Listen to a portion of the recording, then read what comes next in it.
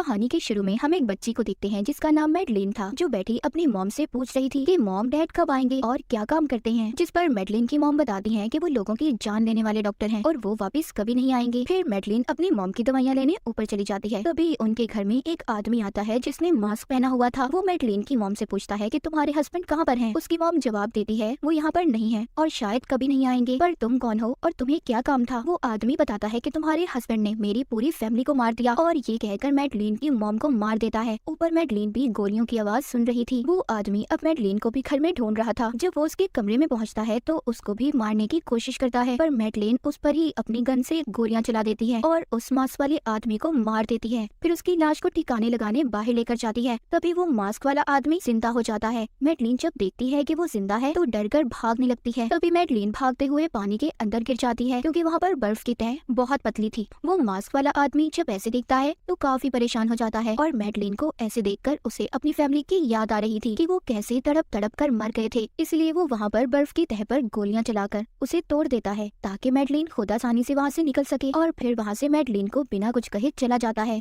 फिर हमें काफी सालों बाद का वक्त दिखाया जाता है। मैडलिन अब बड़ी हो चुकी थी जो एक समंदर में तैर रही थी। फिर हम इस मूवी के मेन कैरेक्टर को देखते हैं जिसका नाम जेम्स बॉन्ड था, जो मैडलिन से कह रहा था कि तुम इतने वक्त से कहाँ पर थी। फिर जेम्स उसको अपने साथ एक होटल में लेकर जाता है जहाँ पर दोनों वक्त गुजारते हैं। यहाँ पर जेम्स कहता है कि मैडलिन, मैं तुम्हें कितने वक्त से जानता हूँ मगर मुझे आज तक तुम्हारी फैमिली के बारे में कुछ भी नहीं पता। तुम कहाँ से आई हो, कौन हो? मैडलिन कहती है मैं तुम्हें सब कुछ बताऊंगी, पर तुम्हें अपनी एक पुरानी दोस्त की कब्र पर जाकर पहले उसे माफ करना होगा और उसके बारे में मुझे एक एक बात बतानी होगी, क्योंकि जिस लड़की के बारे में मैडलिन बात कर रही थी उसने जेम्स को धोखा दिया था। इसी वजह से मैडलिन उसे ये सब करने का कह रही थी। जब जेम्स अपनी दोस्त की कब्र पर जाता है तो उसे वहाँ पर एक सिंबल निशान मिलता है, पर तभी वहाँ एक जोरदार धमाका होता है जिससे जेम्स दूर जाकर गिरता है। उधर ही एक गाड़ी भी थी जो जेम्स को मारने की कोशिश कर रही थी। जेम्स वहाँ से भागता है और उन लोगों से लड़ाई करने लगता है। वो एक आदमी का गला दबाते हुए उससे पूछता है कि तुम्हें किसने बताया मैं यहाँ पर हूँ? वो आदमी कहता है क्या तुम जानते हो जिस लड़की के साथ तुम रहते हो वो उसी आदमी की बेटी है जिसको तुमने बहुत सालों पहले मार दिया था। जेम्स अब बाइक लेकर मैडलिन के पास आता है और कहता है कि उन लोगों को कैसे पता चला कि मैं कब्रिस्तान गया था, और उसके डैड का नाम लेकर पूछता है वो तुम्हारे क्या लगते हैं? मैडलिन उससे कहती है क्या तुम पागल हो? मैं किसी को नहीं जानती और मैं किसी को क्यों कहूंगी कि कोई तुम्हारी जान ले ले। जेम्स को उस पर गुस्सा आ रहा था। वो मैडलिन को लेकर अपने साथ चला जाता है। तभी मैडलिन के फोन पर किसी की कॉल आई थी। जेम्स जब उस कॉल को सुनता है तो वो आदमी कह रहा था कि मैडलिन, तुम्हारे ऊपर तो तुम्हारे डैड नाज कर रहे होंगे। तभी वहाँ पर बहुत से गुंडे जेम्स की गाड़ी पर हमला कर देते हैं, पर जेम्स की गाड़ी बुलेट प्रूफ थी, उस पर गोलियों का कोई असर नहीं होता। वो अपनी नई टेक्नोलॉजी वाली गाड़ी से उन गुंडों पर गोलियां चलाकर हमला कर देता है जिससे काफी लोग मारे जाते हैं। वही मैडलिन को ट्रेन में सवार करता है और कहता है कि हम वापस कभी नहीं मिलेंगे। फिर हम कुछ सालों बाद देखते हैं एक कंपनी पर कुछ गुंडे हमला कर रहे थे जो बायोटेक्निकल वेपन्स हथियार बनाने का काम करती थी। वहाँ पर जो साइंटिस्ट था उसको एक आदमी की कॉल आती है जो कह रहा था कि अगर अपनी जिंदगी चाहते हो तो सब केमिकल्स को लेकर मेरे लोगों के साथ आ जाओ। फिर वो सभी लोग वहाँ से सारे केमिकल्स को लेकर साइंटिस्ट को भी साथ लेकर अपने बॉस के पास ले आए थे। उधर दूसरी तरफ जेम्स अपने एक पुराने दोस्त से मिलता है जो उसको अपने एक साथी से मिलवाता है जो कह रहा था कि जेम्स, हम जानते हैं कि तुमने अपनी कंपनी छोड़ दी है। दरअसल जेम्स उसी कंपनी में काम करता था जहाँ पर कुछ लोग साइंटिस्ट को पकड़कर ले गए थे। वो आदमी कहता है कि मैं जानता हूँ तुमने अपनी कंपनी को छोड़ दिया है, इसीलिए मैं चाहता हूँ तुम हमारा साथ दो, हमें तुम्हारी जरूरत है। वो बताता है कि तुम्हारी कंपनी के साइंटिस्ट को जिन लोगों ने पकड़ा है उन्होंने कंपनी से एक बहुत ही खतरनाक केमिकल को चुरा लिया है जिससे पूरी दुनिया तबाह हो सकती है। तुम्हें हमारा साथ देकर साइंटिस्ट को छुड़वाना होगा जो एक ग्रुप के कब्जे में है और वो दूसरे शहर में है। जेम्स अब अपने अगले मिशन पर निकल जाता है, पर जेम्स इस मिशन पर अकेला नहीं था। उसके साथ एक लड़की थी जो पहले भी इसके साथ काम किया करती थी। अब उस शहर में पहुंचकर जेम्स एक और लड़की से मिलता है जो इसके दोस्त की साथी थी जिसने इसे मिशन पर भेजा था। वो बहुत खूबसूरत थी, इसीलिए जेम्स की बहुत जल्दी उससे दोस्ती हो गई थी। वो मिलकर अब एक पार्टी में जाते हैं जो पार्टी उन आदमियों के लीडर ने दी थी जिनके कब्जे में साइंटिस्ट था। उनका लीडर तो वहाँ पर मौजूद नहीं था, पर उसके आदमियों ने सब पर नजर रखी हुई थी। दरअसल इस ग्रुप का लीडर एजेंट्स के कब्जे में था। अब वहाँ पर जब लीडर को पता चलता है कि जेम्स भी इस पार्टी में है तो साइंटिस्ट को केमिकल हथियार को सब पर चलाने का कहता है क्योंकि साइंटिस्ट उसके कब्जे में था। लीडर चाहता था कि जेम्स तड़प तड़प कर मर जाए, पर ऐसा नहीं होता। साइंटिस्ट पहले ही उस हथियार में डीएनए को बदल देता है क्योंकि उस हथियार में जिस इंसान का भी डीएनए होगा वो केमिकल सिर्फ उस इंसान पर असर करेगा। इसीलिए साइंटिस्ट दूसरे ग्रुप के लोगों का डीएनए डाल देता है जिससे अब वो लोग पार्टी में मरने लगे थे। अब साइंटिस्ट भी ये देखकर काफी खुश था क्योंकि उसके बनाए हुए केमिकल हथियार काम कर रहे थे। जेम्स ने साइंटिस्ट को बचा लिया था और उसको अपने साथ लेकर जाने ही वाला था। तभी वहाँ पर दूसरे ग्रुप ग्रुप के लोग आकर साइंटिस्ट को अपने साथ ले जाते हैं। वहाँ सभी ग्रुप्स की लड़ाई हो जाती है, जिसमें जेम्स का साथ उसकी दोस्त की साथी भी दे रही थी, जो सबको एक एक करके मार देती है। इन्होंने साइंटिस्ट को भी उन लोगों से छुड़वा लिया था। अब जेम्स के दोस्त की साथी उसको एक खुफिया दरवाजे का बताती है, जिससे अब वो वहाँ से साइंटिस्ट को लेकर निकल गया था। वो एक शिप में आ गए थे, जहाँ पर जेम्स का दोस्त और उसका साथी पहले ही मौजूद थे, जिन्होंने इसे मिशन पर भेजा था। जेम्स यहाँ पर लाकर साइंटिस्ट से पूछता है कि इस केमिकल हथियार का असल मकसद क्या है और तुम किसके लिए काम कर रहे हो। पर तभी यहाँ पर जेम्स का दोस्त इस पर अचानक से हमला कर देता है, क्योंकि ये भी अब तक जेम्स और अपने साथी को धोखा दे रहा था, क्योंकि ये किसी और के साथ मिला हुआ था। ये उस शिप में अपने साथी पर गोली चला देता है और शिप में धमाका करके साइंटिस्ट को अपने साथ प्लेन में ले गया था। अब शिप में धमाके की वजह से शिप टूट जाता है और डूबने वाला था, क्योंकि उसमें पानी आ रहा था। यहाँ पर जो जेम्स के दोस्त का साथी था, उसको गोली लगी थी। उसको पता चल चुका था कि वो नहीं बचेगा, इसलिए वो जेम्स से जाने का कहता है। जेम्स अभी कश्ती में बैठकर आगे बढ़ता है, जिसके बाद हम मैडलिन को देखते हैं, जिसके पास एक आदमी आया था। ये दोनों अपने माँ बाप को याद कर रहे थे और एक दूसरे को अपनी कहानी सुनाते हैं। फिर वो आदमी मैडलिन को एक बॉक्स देता है, जिसमें वही मास्क था जो मैडलिन ने बचपन में देखा था। यहाँ पर हमें पता चलता है कि अब तक जो कुछ भी हो रहा था वो ये आदमी ही कर रहा था, जिसका नाम सैफिन था, और यही था जिसने मैडलिन की मॉम को भी मारा था। मैडलिन उससे पूछती है, तुमने मेरी मॉम को क्यों मारा और अब आखिरकार तुम क्या चाहते हो। सैफिन उसको बताता है कि मेरे डैड का एक फूलों का बाग था, उनको फूल बहुत पसंद थे, लेकिन तुम्हारे डैड ने एक आदमी के कहने पर मेरे डैड को मार दिया और उनसे फूलों का बाग भी छीन लिया। लेकिन तुम जानती हो, तुम्हारे डैड को तो जेम्स ने कब का मार दिया, जो तुम्हारा बहुत अच्छा दोस्त है, जिससे तुम प्यार भी करती हो। अब उस इंसान की बारी है जिसके कहने पर तुम्हारे डैड ने मेरे डैड को मारा था। उस आदमी को तुम मारोगी। मैडलिन सैफिन से कहती है, मैं तुम्हारी बातों का क्यों यकीन करूं और तुम्हारे लिए मैं क्यों काम करूं। सैफिन कहता है कि मैं जानता हूं तुम्हारे लिए अभी भी कोई है जो तुम्हें बहुत प्यारा है। अब मैडलिन उस इंसान को खोना नहीं चाहती थी, इसीलिए सैफिन की बात मान जाती है। वो उसको यहाँ पर एक जहरीला परफ्यूम देता है, जो उस आदमी के जिस्म पर लगाने से वो फौरन मर सकता था। उधर जेम्स अपने एक दोस्त के पास जाता है, जो एक एजेंट था, जो इससे कह रहा था, क्या तुम नहीं जानते थे कि साइंटिस्ट किसी और के लिए काम कर रहा है और आखिरकार तुमने इतने साल उसके साथ काम किया था। जेम्स कहता है, वो बातें अब जरूरी नहीं है, जरूरी ये है कि साइंटिस्ट कहाँ पर है और किसके लिए काम कर रहा है। हमारे लिए सिर्फ यही जरूरी है। उसका दोस्त जो कि एक एजेंट था, उसके कब्जे में वो लीडर था जिसने पहले साइंटिस्ट को अगवा करवाया था। ये जेम्स को उससे मिलने की इजाजत दे देता है, क्योंकि उस आदमी को बहुत गुस्सा आता था और वो थोड़ा सा पागल भी था। इसीलिए वो यहाँ पर एक दिमाग की डॉक्टर को भी बुलवाता है, जो कोई और नहीं बल्कि मैडलिन थी। बहुत सालों के बाद मैडलिन और जेम्स एक दूसरे को देखते हैं। जेम्स उससे हाथ मिलाने के लिए अपना हाथ आगे बढ़ाता है, पर मैडलिन उससे हाथ नहीं मिलाती, क्योंकि उसके हाथ पर जहरीला परफ्यूम लगा हुआ था। ये भी उसी आदमी को मारने आई थी जिससे जेम्स मिलने जा रहा था, और ये वही आदमी था जिसके कहने पर सैफिन के डैड को मैडलिन के डैड ने मारा था। जेल के अंदर जाकर उस आदमी को इनके सामने लाया जाता है। जेम्स यहाँ पर मैडलिन का हाथ पकड़ने की कोशिश कर रहा था, जिससे परफ्यूम जेम्स के हाथ पर भी लग जाता है और मैडलिन घबरा कर वहाँ से चली गई थी। जेम्स अब उस आदमी से साइंटिस्ट के बारे में पूछता है और कहता है, बताओ वो कहाँ पर है, पर वो उसको कुछ नहीं बता रहा था, उल्टा उसकी माजी के बारे में बात करके उसे गुस्सा दिलवाने की कोशिश कर रहा था, ताकि वो यहाँ पर गुस्से में उस पर हाथ उठाए, जिससे उसे इस बात की सजा मिलेगी। जेम्स ऐसा ही करता है, उस आदमी का गला पकड़ लेता है। वो आदमी जेम्स से कहता है कि तुम एक बहुत ही खुदगर्ज इंसान हो, तुम मैडलिन के नहीं हो सकी तो किसी और की क्या होगी। जिस बात पर तुमने उसे छोड़ा था, सारा प्लान मेरा था। ये सब सुनकर जेम्स उसको छोड़कर बाहर चला जाता है, जिससे बाद में पता चलता है कि वो आदमी अचानक से मर गया था, क्योंकि जेम्स के हाथ पर जहरीला परफ्यूम लगा हुआ था, जो सिर्फ किसी आदमी के डीएनए के लिए बनाया गया था। सभी उस आदमी को मरा देख परेशान हो गए थे और सोचते हैं कि कौन है जो हमें उस इंसान तक लेकर जाएगा जिसके लिए साइंटिस्ट काम कर रहा है। वहीं पर इनकी एक असिस्टेंट कहती है, क्या जेम्स तुम जानते हो मैडलिन अभी इस वक्त कहाँ पर है, क्योंकि अब वही हमें बता सकती है कि ये जहर उसे किसने दिया था। जेम्स अब मैडलिन को ढूंढता हुआ उसके पुराने घर में आ गया था, जहाँ पर वो उसको बताता है कि मुझे उस आदमी ने बता दिया है कि तुमने मुझे धोखा नहीं दिया था, हो सके तो मुझे माफ कर देना, पर मैं अब भी यहाँ अपने काम से आया हूँ। क्या तुम मुझे बता सकती हो कि वो आदमी कौन था जिसने तुम्हें जहर दिया था उस इंसान को मारने के लिए। मैडलिन इसको अपने डैड के कमरे में लेकर जाती है, जहाँ पर इसको बताती है, वो उसको बताती है, जो आदमी जेल में मर गया उसने मेरे डैड को एक फैमिली को मारने का कहा था। मेरे डैड ने सबको मार दिया, पर उनमें से एक बच गया जो अभी भी जिंदा है। उनका एक आइलैंड था जिसमें फूलों का बाग था, और उस इंसान का नाम सैफिन है जो अभी भी जिंदा है। उसी ने मुझे वो जहर दिया था और उसके इरादे कुछ ठीक नहीं है। वो उन्हीं पौधों में जहरीले केमिकल डालकर दुनिया को खत्म करना चाहता है, और तुम्हारा दोस्त जिसने तुम्हें धोखा दिया था उन्हीं लोगों के साथ मिलकर काम कर रहा है। उधर ही मैडलिन जेम्स को एक छोटी बच्ची से भी मिलवाती है, जो इन दोनों की बेटी थी, जिसके बारे में मैडलिन ने कभी भी नहीं बताया था। तभी उधर कुछ लोग आ जाते हैं। मैडलिन जानती थी कि ये सैफिन के गुंडे हैं, क्योंकि वो नहीं चाहता था कि उसके आइलैंड के बारे में किसी को कुछ भी पता चले।